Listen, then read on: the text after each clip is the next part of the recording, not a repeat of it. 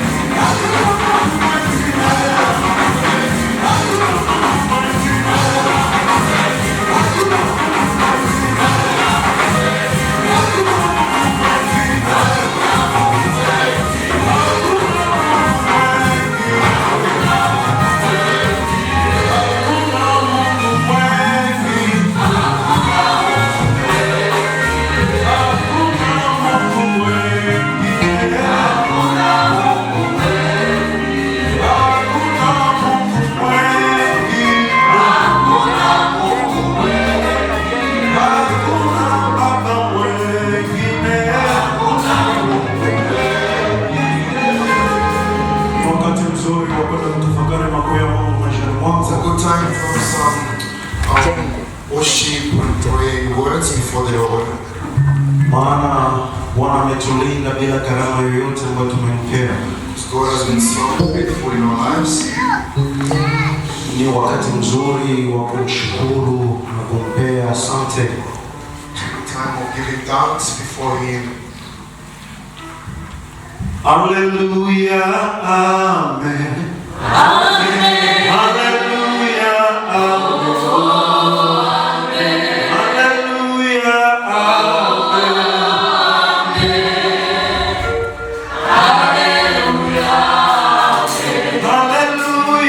amen. Hallelujah.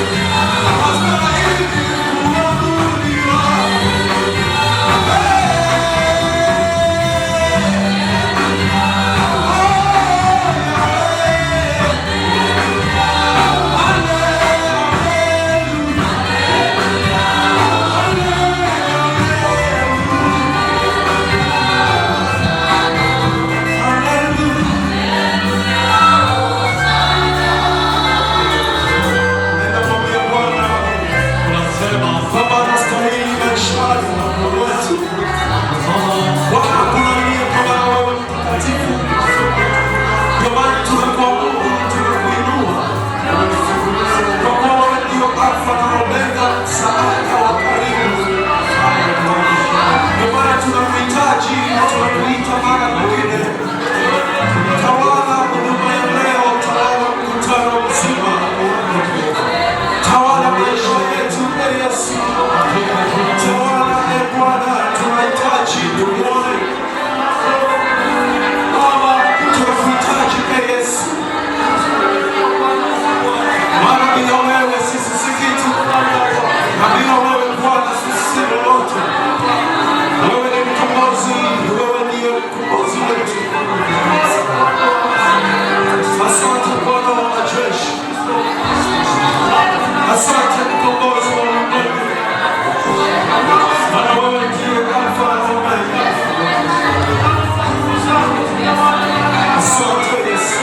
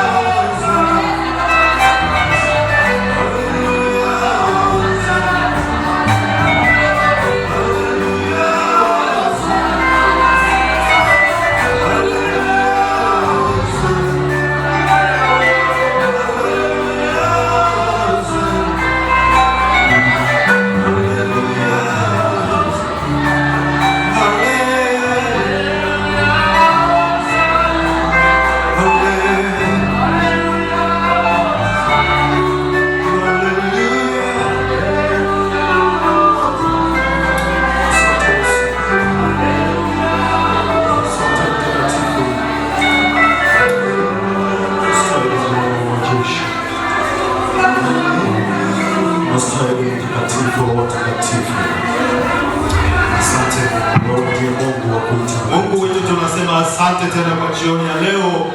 Tunaenda tena kuliinua jina lako kwa maana wewe unastahili katika maisha yetu. Tazama kondoo wako tumekusanyika jioni ya leo. Lengo moja ni kwa ajili ya kulisifu jina lako na wala si kulisifu jina la mtu mwingine. Baba, tunarudisha sifa na shukrani kwako maana unastahili. Pokea sifa na shukrani kutoka kwa watoto wako. Pokea sifa na shukrani kutoka kwa watoto wako. Pokea nyimbo kutoka kwa watoto wako. Pokea vigelegele kutoka kwa watoto wako. Baba, tunashuka chini ya msalaba wako, tukiamini ya kwamba uko pamoja na sisi, hautatupungukia kamwe. Utaendelea kuwa pamoja na sisi toka mwanzo wa ibada yetu hadi tutakapomaliza. Uko pamoja na sisi, tunasema asante kwa kuwa uko pamoja na sisi, na tupige vigelegele tuseme amina ya nguvu. Amen. Bwana asifiwe. Amen. Tuketi chini. You may be seated. Tumekuwa na jioni nzuri iliyobarikiwa tena. It's been an amazing afternoon. Jioni iliyopakwa mafuta na Mungu mwenyewe. Blessed afternoon. Basi hatuna budi ya kurudisha sifa na shukrani kwa Mungu wetu. So we'll just say maana yeye amekusudia tuwepo mahali hapa. For he wanted us to be here today. Saizi ukienda hospitali kuna wanaotumia gesi. If you go to the hospital right now, there's some people that are breathing through tubes. Na wengine hawana miguu. Others don't have legs. Lakini wewe umempa Mungu nini? But what did you give to God to be here? Inua mkono wako kwa shukrani. Just raise up your hand. Inua mkono wako kwa shukrani kwa Mungu. Just raise your hand. Bwana asifiwe.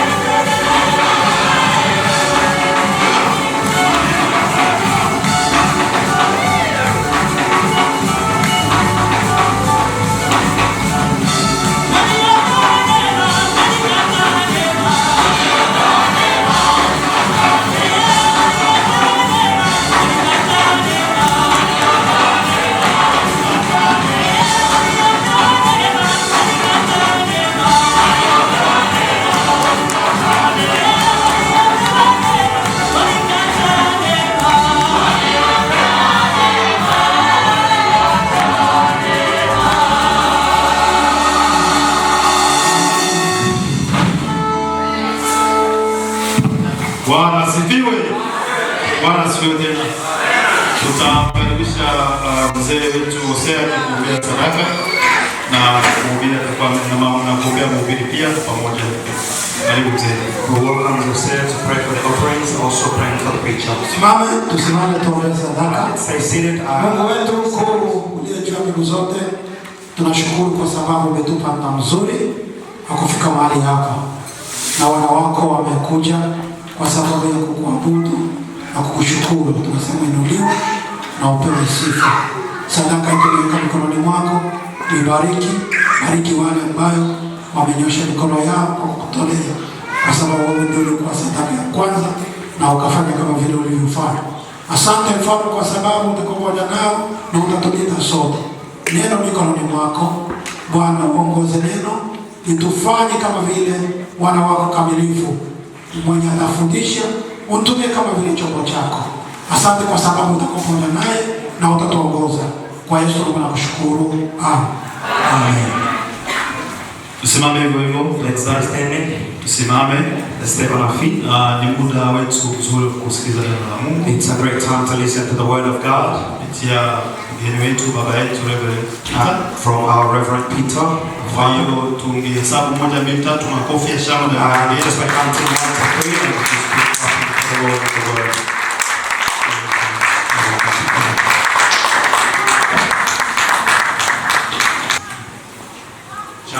Hello.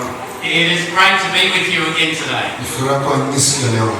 I was trying to work out maybe this is the 5th or 6th time that I've been with your church Kwa jaribu kuhesabu labda ni mara yangu ya 6 kwa na nyinyi ama ya 5 over the last few years, kwa miaka ambayo imepita. and it always brings joy to my heart Naleta furaha katika moyo wangu kila wakati to be with you. kuwa na nyinyi kila wakati. I will say you do like your offering singing. Napenda nyimbo zetu za sadaka. It's great to celebrate Ni furaha kusherehekea giving back to God kumpatia Mungu because He has given us so much, kwa maana ametupatia mengi and we are grateful. na tunafurahia. Before I bring the word to you today, Kabla nilete mhubiri siku ya leo. some of you I have met, Wengi wetu nimepatana nao, but there's new faces here. lakini kuna sura nyingi mpya kwangu leo. And it's great to see your church growing. Ninafurahi kuona kanisa letu likikomaa. I also have news. Na pia nina habari njema, My family is growing. familia yangu inakomaa pia. And in October, I will be a grandfather. Mwezi wa 10 nitakuwa babu.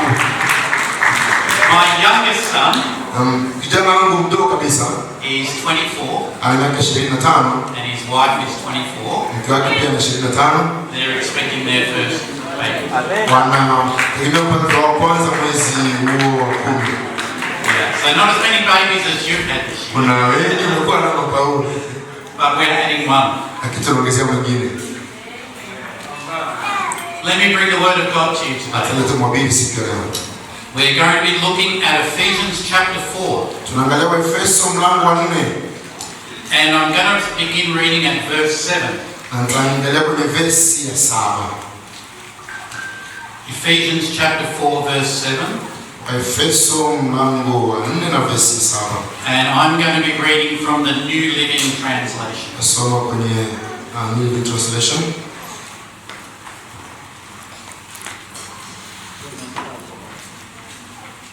You're going to read this right here too. I reckon I should do that. All right, Ephesians chapter 4 verse 7. Mlango wa 4 na verse ya 7. Do you want me to read the whole lot and then you read it? Or? No, absolutely okay. Okay, all right. However, He has given each one of us a special gift through the generosity of Christ. Lakini kila mmoja wetu alipewa neema kwa kadiri ya kipimo cha kipawa chake Kristo. We're going to go to verse 11. Tuende kwenye verse ya 11. Now these are the gifts Christ gave to the church. Vile vipawa Yesu alipatia kanisa. The apostles, the prophets, the evangelists, the pastors and teachers. Naye alitoa wengine kuwa mitume na wengine kuwa manabii, na wengine kuwa wainjilisti, na wengine kuwa wachungaji na walimu. Their responsibility is to equip God's people to do His work and to build up the church, the body of Christ. Kwa kusudi la kuwakamilisha watakatifu, hata kazi ya huduma itendeke, hata mwili wa Kristo. This will continue until we all come to such unity in our faith and knowledge of God's Son that we will be mature in the Lord, measuring up to the full and complete standard of Christ. Ili tusiwe tena watoto wachanga, tukitupwa huku na kuchukuliwa na kila upepo wa elimu, kwa hila watu kwa ujanja, tukizifuata njia za udanganyifu. Then we will no longer be immature like children. We won't be tossed and blown about by every wind of new teaching. We will not be influenced when people try to trick us with lies so clever that they sound like the truth.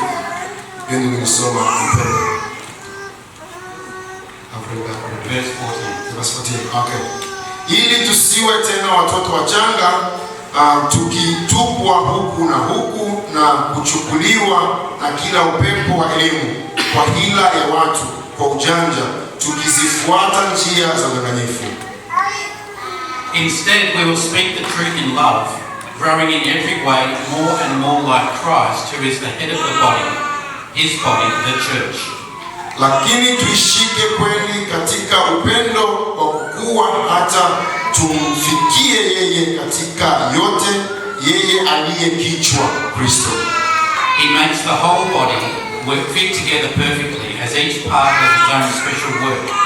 It helps the other parts grow, so that the whole body is healthy and growing and full of life.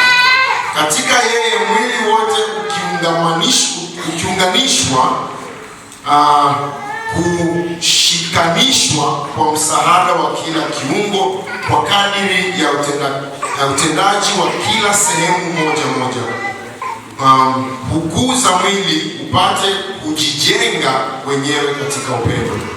Amen. Amen. So in this passage of scripture, Paul is telling the church in Ephesus, this is how the church functions. Katika maandiko Paulo anaambia kanisa la Efeso jinsi ambavyo kanisa linafaa kukua. But I think a lot of us have grown up with a wrong assumption of how the church works or how ministry works in the church. Wengi wetu tuna kasumba fulani kuhusu vile kanisa linafaa kukua. I grew up learning, and I think a lot of us grew up learning, that the pastor ministers and everyone else receives ministry from the pastor. Nimekomaa mimi kufunzwa, hata wengine wetu tumekomaa kufunzwa kwamba mchungaji anahudumu, sisi tunapokea. Something like this. Kitu kama hii. The pastor preaches. Mchungaji anahubiri. The pastor visits. Mchungaji anatembelea wagonjwa. The pastor organizes. Mchungaji anapanga mipango. The pastor teaches. Mchungaji anafunza. The pastor prays. Mchungaji anaomba. The pastor leads. Mchungaji anaongoza. And everyone else attends. Kila mtu anafika ili kupata huduma hiyo. And helps occasionally. Atakusaidia ukijisikia. And supports the ministry. Atakusaidia huduma hiyo. But if we look at the New Testament, lakini tukiangalia kwenye Agano Jipya, and particularly this chapter 4 in Ephesians, sana kwenye Waefeso mlango wa 4, we see something a little different. Tunaona kitu tofauti hapa kuhusu kanisa. Because Paul presents a picture where every follower of Jesus is a minister. Maana Paulo analeta picha kwamba kila mtu ambaye anafuata Yesu Kristo anafaa kuwa mhudumu. He tells us that every believer, each one, kila mwaminio, has been gifted by Christ, amepewa karama na Yesu Kristo, with a gift that will help the church, kwa karama ambayo inasaidia kanisa, and equip each other, ili kufunza kila mmoja, to do ministry together, kufanya kazi ya Mungu pamoja.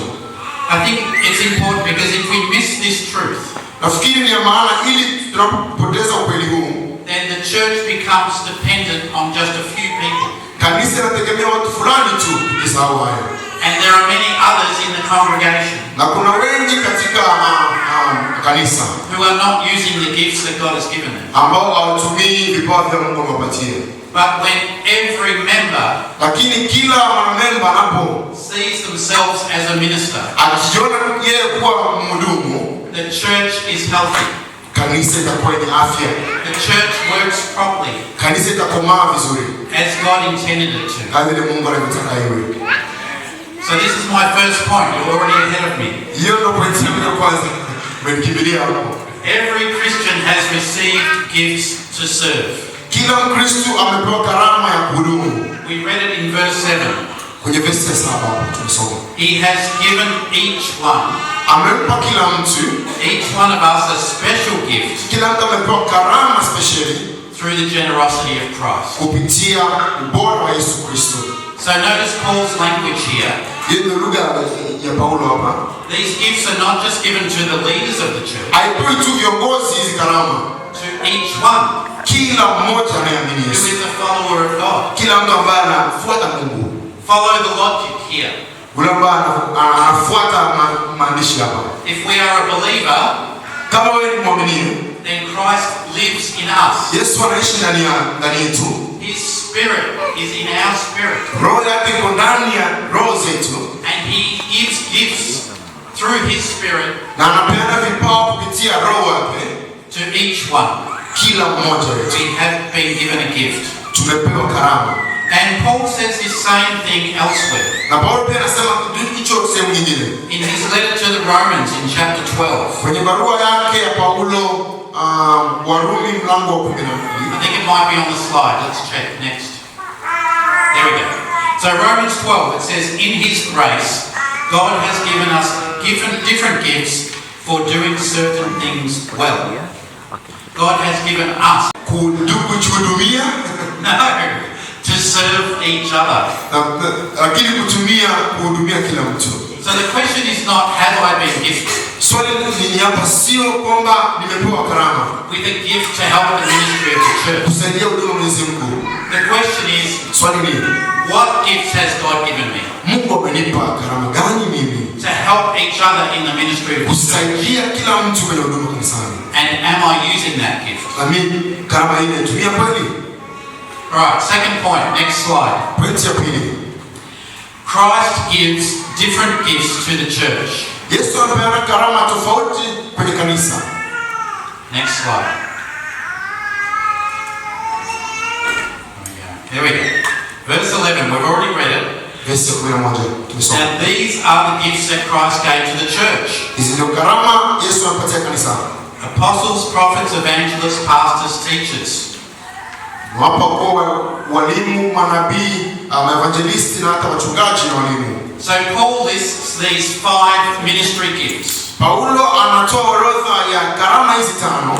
In other places in the New Testament we see other lists of gifts as well. Tunaona karama nyingi zinaposema kwenye Agano Jipya, But today we're going to focus on these. lakini tutaenda kwa hizi pekee. And before I talk about these gifts, Kabla nisiongelee hizi karama, I want to say that I think we use the term pastor incorrectly. nafikiri tunatumia neno mchungaji vibaya. And it doesn't help us. Haitusaidii kweli. Because did you know that this is the only place in the New Testament that the word pastor is used? Unajua kwamba kwenye Agano Jipya ni sehemu moja pekee kuna neno mchungaji. And yet we've taken that term Tumechukua hilo neno and applied it to the person who has oversight in the church. tunatumia kwa mtu yote ambaye anasimamia kanisa. So I prefer to see the person who has the role of leader in the church. So yule ambaye ana sehemu ya uongozi kanisani, I prefer the word overseer. na napenda akiitwa msimamizi. Yeah, and Paul also refers to them as elders. Na Paulo anawaita kama wazee viongozi. Because this passage here in Ephesians 4 is not talking about leadership. Hii angalia uongozi hapa hivi. It's talking about everyone ministering. Inaongelea kila mtu ambaye anasaidia na kufanya huduma kanisani. I will teach about the role of the overseer. Nitaongea kuhusu majukumu ya msimamizi. But that's another sermon. Hiyo ni mobili I don't mwingine. have time for that. Sina muda leo kutosha. Alright, now I think this is another faulty assumption I think that I've grown up with until recently. I thought that these gifts just referred to the leaders in the church. hii nimekomaa nikijua kwamba ndio inayofaa, lakini kumbe inashughulika tu kuhusu viongozi kanisani. But if we look carefully at the context of this verse, lakini tukiangalia ndani kwenye umuhimu ama kwenye neno ndani kindani, remember it said each one has been given gifts. Kila mtu amepewa karama, and these are the gifts. Na hizi ndio karama. Right? Kweli? Now I'm going to go through and talk about each one of these 5 gifts. Nataka kuongelea hizi karama 5 hizi. Because I think sometimes we have a wrong understanding of what they mean. Mara nyingi tunazitumia vibaya na tuzielewi what this gift looks like in the church. Hizi karama zinamaanisha nini kweli? Let's look at apostle. Tuangalie apostle. And these are on the slides one at a time. The apostle is the person amongst you who has been gifted Wani ni mtu ambaye amepewa karama with the supernatural ability ambaye amepewa uwezo wa kiroho to be able to see how we can do new things. Ambaye anaona vitu vipya, inafaa kufanya vitu vipya. They have a vision for where the church can go. Wana maono kwenye kanisa inafaa kwenda. Opportunities to see new things. Wanaona sehemu na nafasi tofauti mapya, or to do things differently. Jinsi ya kufanya vitu tofauti. Right? The apostles are the initiators. Makuhani ni wale ambao wanatekeleza. They're always looking forward. Wanaangalia, wana mawazo ambayo yapanuka. What opportunities is God opening up for us? Wanaangalia, wanapata sehemu tofauti ambapo Mungu ametuonyesha. And I want to say amongst your congregation, Angalia katikati yetu hapa, you might have many people with this gift. Kuna watu ambao wana hizi karama za uvumbuzi na and we have to make sure na tunawafaa kujaribu that we're listening to these. Tunawasikiza watu. Because very quickly we can say no. Mara nyingi tunawaambia hapana hizo. We want to do things the way we've always done. Tunafanya vitu vyetu tumezoea. But God might be doing a new thing. Lakini Mungu anataka kufanya kitu kipya. And with all of these gifts, na kupitia hizi karama, we have to test. Tunafaa kujaribu. The whole church has to discern. Kanisa inafaa kuwa na mtazamo wa kutaka kujua. We have to listen and then we have to test. Unafaa kusikiza na kujaribu hizi karama. But the apostles amongst you, lakini makuhani katikati yenu, are those that God gives them a vision for something new. Ni wale ambao Mungu anawapatia maono mapya, vitu vipya. Maybe something different. Labda kitu tofauti. What about the prophet? Na kuhusu manabii.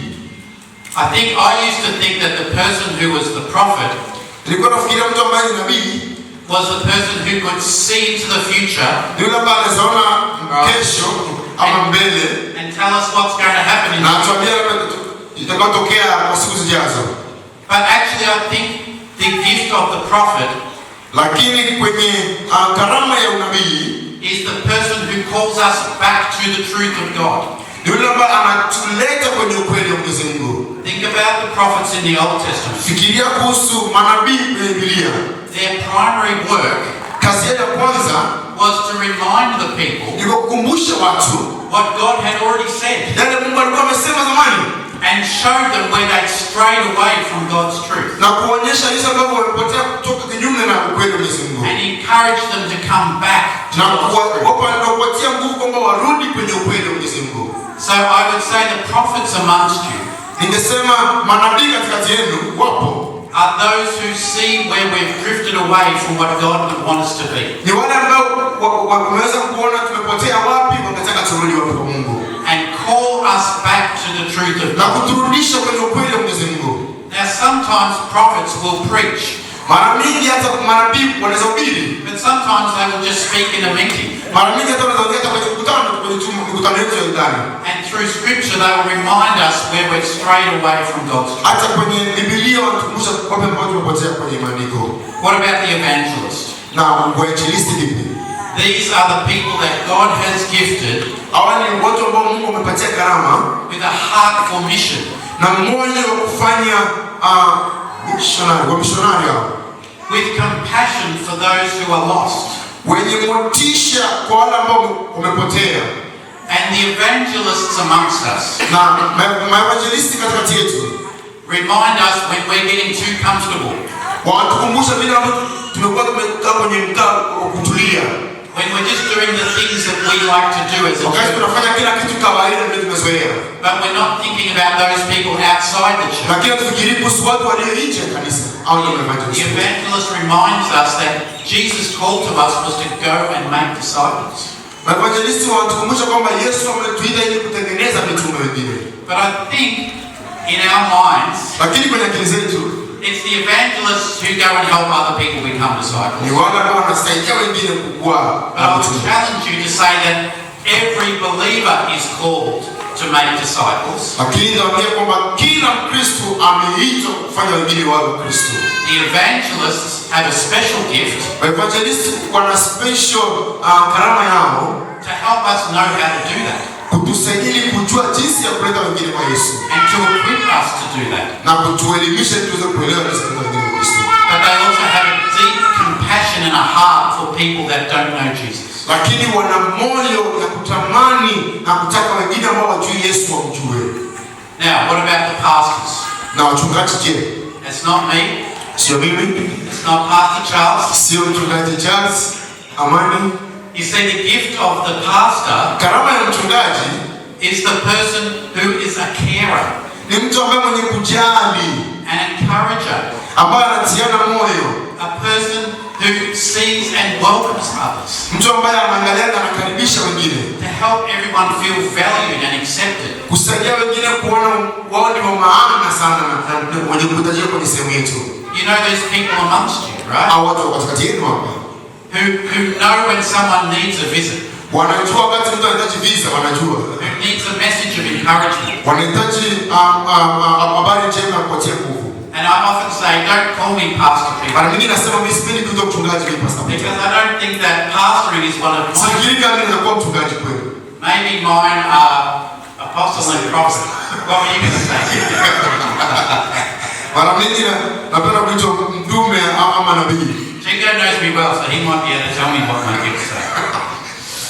But I say that it's not that I don't care, Si lazima, si kwamba kweli sijali, but it doesn't come naturally to me. lakini haikuji ndani yangu kikweli kwa mchungaji. Whereas my wife, I think she has a gift of pastoring. Mchungaji, mke wangu kweli ana karama ya kuwa mchungaji. God's Spirit speaks to her spirit, Mungu anaongea naye kwenye kiroho. and she knows when someone needs a phone call Anajua wakati mtu mwingine anahitaji kupigiwa simu to encourage them, kumtia nguvu, or a message, ama hata message, or a catch up to eat together. ama hata kupatana kula pamoja, kucheka pamoja. All right, I'm taking a long time here. I'll get Kwa you. muda. What about the teachers? Na walimu je? We think this might be easy. It's the people that get up and speak, right? Mara nyingi tunafikiri wale wanasema wanaongea sana. But not always. Lakini si lazima hao tu. I see the gift of teaching is this. Ninaona karama ya walimu ni kama hii. Those amongst us who help us to understand complicated things in a way that we understand them. Wale ambao wanatusaidia kupata uvumbuzi wa vile vitu ambavyo vinachanganya kidogo. I've got a fan. Ni rafiki hapa mbaya. The teachers, the people with the gift of teaching, Watu ambao wana karama ya walimu they make complex things wanafanya mambo ambayo ni magumu simpler for us, yawe rahisi kwetu, so that we know how to apply the Word of God to our lives. ili tuweze kutumia neno la Mungu katika maisha yetu kirahisi. That we hear them teach, Tunawasikia wanapofunza, and we know, I know what God's saying to me. wanasema mimi najua vile Mungu anaambia kwangu. I know what change I have to make in my life. Wakati wanafunza, unajua kwamba mimi nafaa kubadilisha nini kwenye maisha yangu. So these are the gifts. Haya, hizi ndizo karama zetu. And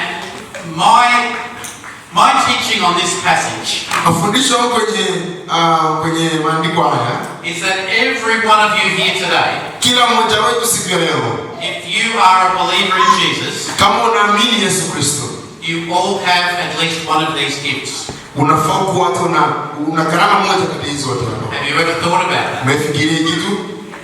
And we're going to move on because I think it's really important. The next point Sasa kwenye pointi ya tatu, is that the gifts are given to equip each other for ministry.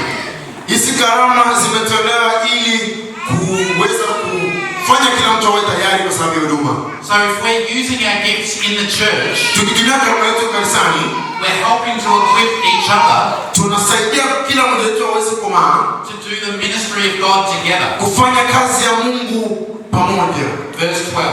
Verse 12 ya Efeso 4.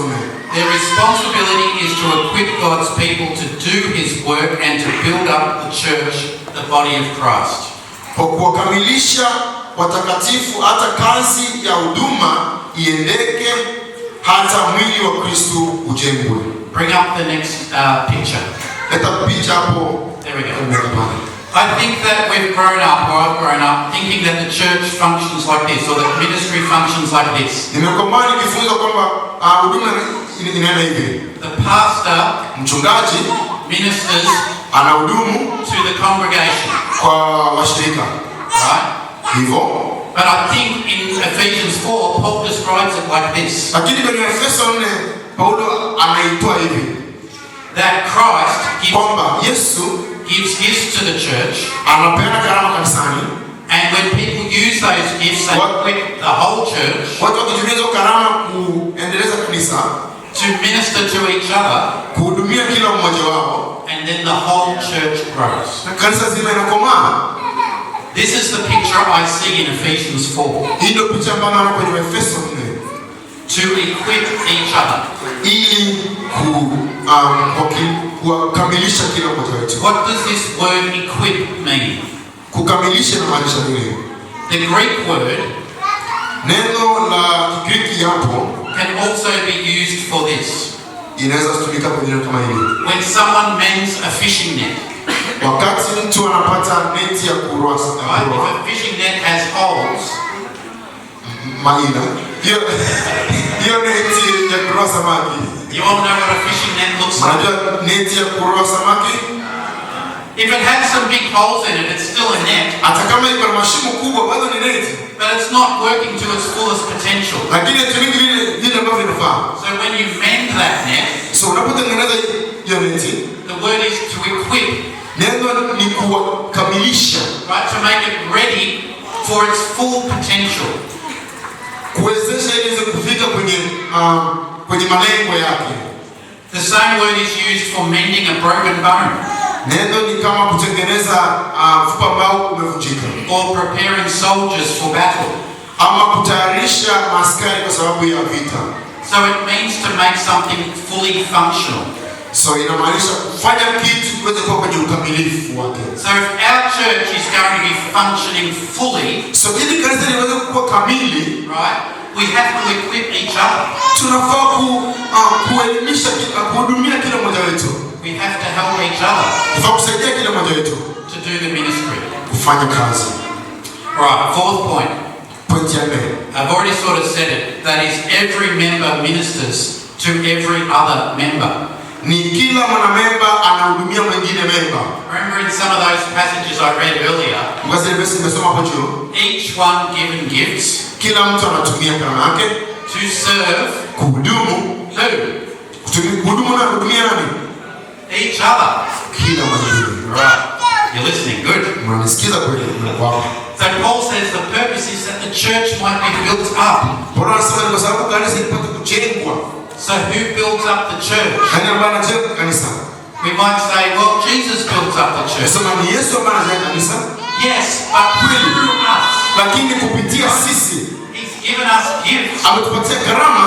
To use those gifts. Kutumia hizo karama. So that everyone might be built up. Ili kila mmoja apate kujengwa. I love verse 16. Napenda verse 16. As each part does its own special work, katika yeye mwili wote ukiungamanishwa, it helps the other parts grow. Na kushikanishwa kwa msaada wa kila kiungo. So that the whole body is healthy and growing and full of love. Kadiri ya utendaji wa kila sehemu moja moja, as each part does its work, ukuza mwili. The body builds itself up. Mwili unapata kujengeka. Alright. So what is the goal? Malengo ni yapi? What does all this lead to? Hii inalenga wapi?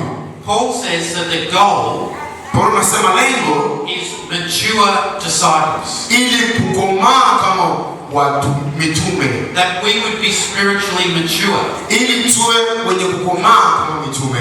Look at some Kiroho. of these words Paul uses. Maneno ambayo Paulo anatumia hapa, Mature, kukomaa kiroho, measuring up to the full and complete standard of Christ. kuwa kwenye usawa na sehemu ambayo Yesu angetaka tufike, Becoming more like Christ. kufanana na Yesu Kristo More and more like Christ. na kuwa kama Yesu Kristo. So here's the outcome. Yeye ndiye matokeo. Not necessarily a bigger church, Si lazima kanisa liwe kubwa, not necessarily a busier church, si lazima kanisa liwe busy sana, not necessarily more programs, si lazima kuwe na programu nyingi, but what? lakini nini? Mature disciples. Lakini mitume wenye kukomaa. Now, I will say, if we focus on helping each other grow and be mature disciples, Nitasema kwamba tukisaidiana kukomaa kila mmoja wetu, that our lives are more and more like Christ, maisha yetu yanakuwa kama Yesu Kristo, then I would say, yes, the church will grow, nasema kanisa linakomaa right? kweli. The church will be stronger, Kama kanisa litakuwa lenye nguvu, and maybe your church will plant more churches, hata kanisa hili litaweza kuweza kupanda makanisa mengine, new churches, makanisa mengine mapya kupitia hili kanisa hili, multiplication. ili kwenye ipate kukomaa na kuongezeka. But we have to focus Lakini tunafaa kuwa na lengo, helping each other become mature. kusaidia kila mmoja wetu apate kukomaa. How do we do this? Tutafanya hivi vipi? It's when we use our gifts to help each other. Tukitumia karama zetu kusaidia kila mmoja wetu, When we're actively involved in each other's lives. wakati tunahusika kwenye maisha ya kila mmoja wetu. Paul talks about the one another commands of the New Testament. Paulo anaongea kuhusu huduma hiyo ya kila mmoja wao. Yeah. Go back to that or forward to that. Yeah. And if we need to be living, if a mature Christian is living out these commands. Kama Mkristo mnakomaa anaishi kwenye amri hizi, But we can only do that when we know each other. tafanya hivi tukijuana katikati yetu, When we're doing life together. wakati tunaishi kwa pamoja kuelewana maisha.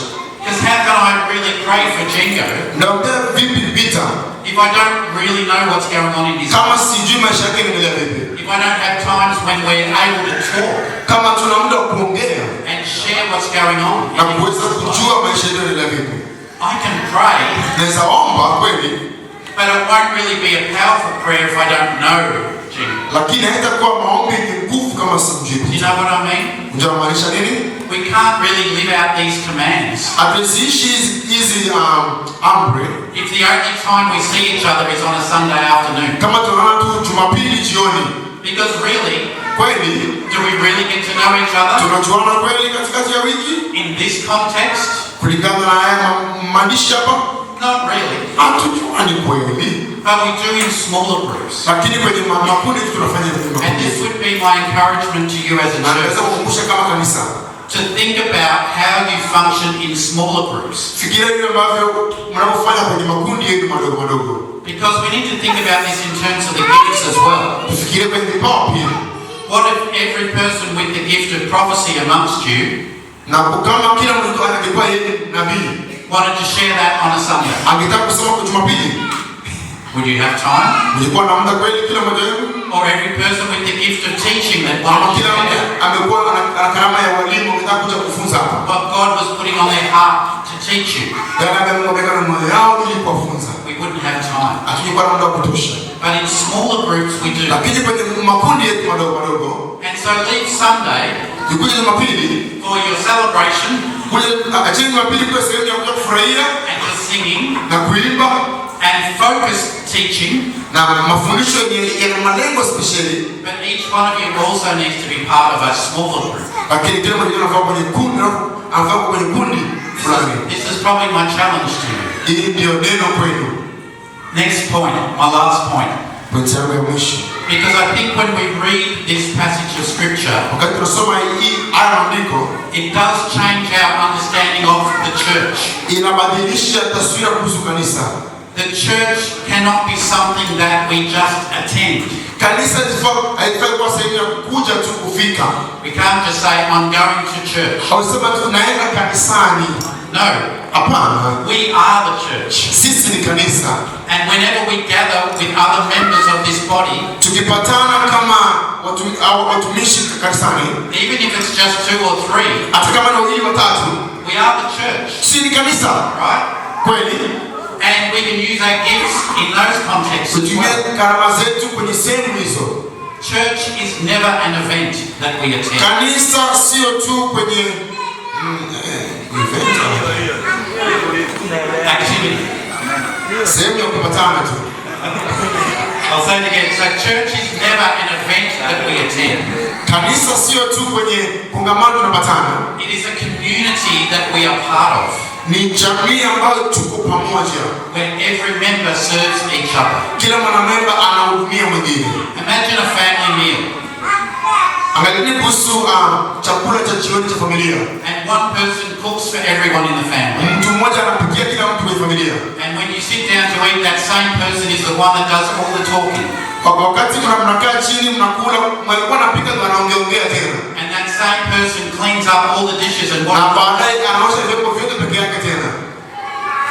Only one person. Mtu mmoja tu did everything. Anafanya kila kitu. And all the mothers are saying, that sounds like our house. Wanawake wanasema hili kama nyumba yangu kweli. But I'll tell you, that's not a healthy household. Atakwambia hiyo sio nyumba ambayo ina afya. Because that one person will get exhausted. Mtu mmoja atachoka. A healthy home, nyumba ambayo ina afya, is when everyone helps each other. Ni wakati ambao kila mtu anasaidia mwingine. Where everyone contributes. Kila mtu ana sehemu yake na. Are you listening to me, children? Watoto wanasikia, watoto wanasikia. But the same is true with the church. Hata kanisa ni hivyo. Is a healthy church where only 1 or 2 or 3 are doing all the work? Kanisa ina afya kweli watu wawili ama watu wakifanya kazi peke yao? No. What does Paul say? As each part does its work. Kila sehemu inafanya kazi yake. All right, let me finish up. Acha nimalize. Next slide. Yeah, we'll go through. Keep going. Keep going. There we go. A healthy, growing church. Kanisa yenye afya iliyokomaa.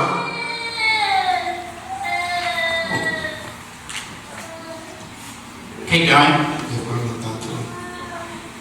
Yeah, when every member becomes a minister, wakati kila mwanamemba amekuwa mtumishi, the church becomes what Jesus intended. Kanisa linakuwa vile Yesu anavyotaka. A living body. Mwili unaoishi. Where every person is valued. Sehemu ambayo kila mtu ni maana. Where every gift is welcomed. Kila karama inakaribishwa. Where every believer participates. Kila mwaminio ana jukumu la kufanya. And God is glorified. Na Yesu anatukuka. All right. My next slide, I have some questions for you to think about. Hapo nina maswali kwenye slide ya mwisho. And we don't have time to think about them right now. Hatuna muda wa kufikiria kuhusu swali kwa sasa. But I think it would be good for you to reflect on this. Lakini ningependa muyatumie haya maswali. Maybe in your church groups. Labda kwenye makundi ya kanisa. Or maybe the church committee. Hata kwenye komiti ya kanisa. And do some thinking about these questions. Naweza kufikiria kuhusu haya maswali. This is the end of my teaching. Ndio mwisho wa fundisho wangu, namaliza. Thank you for your patience. Asanteni kwa kungojea. Let me close with a word of prayer.